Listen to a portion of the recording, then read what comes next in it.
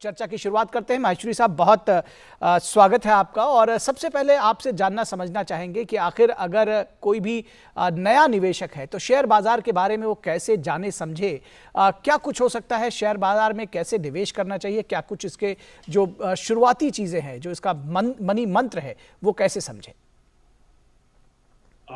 नमस्कार ऑल दर्शकों को। सबसे पहले बहुत ही एक महत्वपूर्ण सवाल हमने उठाया है कि हम नए जो निवेशक हैं वो स्टॉक मार्केट में कैसे जुड़े। जी। पिछले 2 साल से स्टॉक मार्केट का जो प्रदर्शन है बड़ा अभूतपूर्व रहा है। रिटर्न्स अगर हम 2 साल की एवरेज की बात भी करें तो 40% से ज्यादा है, खाली 1 साल की बात करें तो भी 28% से ज्यादा है। तो नेचुरली एक स्वाभाविक है कि ज्यादा से ज्यादा लोग इसकी तरफ जुड़ना चाहते हैं, ज्यादा से ज्यादा लोग इसकी तरफ आकर्षित होना चाहते हैं।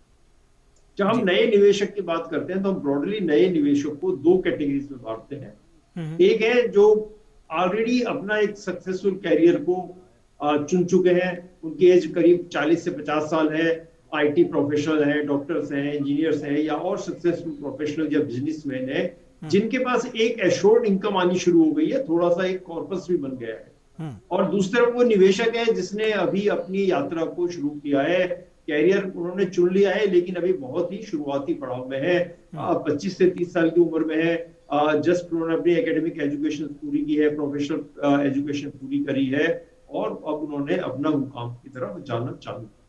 दोनों की अपेक्षाएं अलग हैं, दोनों के पास रिसोर्सेज अलग हैं। तो जब हम निवेशक की बात करते हैं तो कुछ तो चीज ऐसी है जो कॉमन है, जो निवेशक जिनके पास एक कॉर्पस है और कुछ निवेशक जो अभी नया शुरुआती दौर कर रहे हैं अपने कैरियर का, उनके लिए कुछ चीजें कॉमन है। तो हम सबसे पहले कॉमन चीजों को डिस्कस कर लेते हैं, उसके बाद हम दोनों के लिए अलग अलग बताएंगे कि दोनों को अपने लिए अलग अलग क्या चीज करना चाहिए। बिल्कुल ठीक। जब भी हम शुरुआती दौर में बात करते हैं तो एक निवेशक को सबसे पहले अपने एक ब्रोकर्स के यहाँ ट्रेडिंग अकाउंट और डीमैट अकाउंट खोलना होता है। ये डीमैट अकाउंट बैंक में भी खुल सकता है, ज्यादातर ब्रोकर भी इस सर्विस को देते हैं। तो आप अपने ब्रोकर के पास ही डीमैट अकाउंट और ट्रेडिंग अकाउंट खुलवा सकते हैं और ये लगभग नॉर्मल सारे फाइनेंशियल सेक्टर में यूनिफॉर्म केवाईसी है। इसका मतलब जो नॉर्मल डॉक्यूमेंट आप बैंक में अपने अकाउंट खोलते समय या इंश्योरेंस पॉलिसी लेते समय या प्रोविडेंट फंड अकाउंट खोलते समय जो आप नॉर्मल डॉक्यूमेंट देते हैं, आधार बेस्ड, आप ओटीपी बेस्ड वेरिफिकेशन कर सकते हैं, पैन है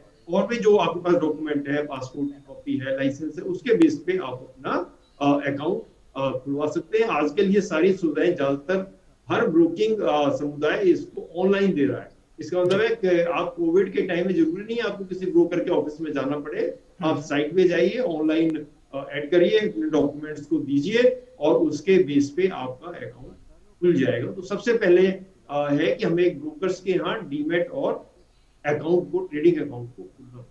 ठीक है। अब हमें कुछ सावधानी, कुछ हमें समझना पड़ेगा कि अकाउंट खोलते समय एक तो बेसिक केवाईसी है जो कि आपके बारे में, नो योर क्लाइंट, आपके बारे में जानकारी है। दूसरा है कि आप सेटलमेंट, जब हमने एक शेयर खरीदा तो नेचुरली वो शेयर मेरे डीमैट अकाउंट में आएगा, या अगर मैं शेयर बेच रहा हूं तो मेरे डीमैट अकाउंट से जाएगा। इसी तरह जो पेमेंट है, जब मैं कोई शेयर खरीदूंगा तो मुझे उसकी पेमेंट देनी होगी। आज के लिए बहुत सारी सुविधा है क्योंकि ऑनलाइन पेमेंट है। पहले था कि चेक आप दे रहे हैं, आप पर्सनली जाके दे रहे हैं या पर्सनली आ रहा है, अकाउंट में क्रेडिट हो रहा है, तो काफी सुविधा थी या कुछ टाइम लगता था, लेकिन सावधानियों की उतनी जरूरत नहीं थी क्योंकि आपको एक लगता था कि कम से कम आपने उस नाम से चेक दिया है तो उसी चेक में जाएगा, वहीं से चेक आएगा। आप क्योंकि पेमेंट भी ऑनलाइन है तो आपको बड़ी सावधानी रखनी पड़ेगी कि आपको किस पर्टिकुलर अकाउंट में पेमेंट लेनी है और किस पर्टिकुलर अकाउंट से पेमेंट देनी है।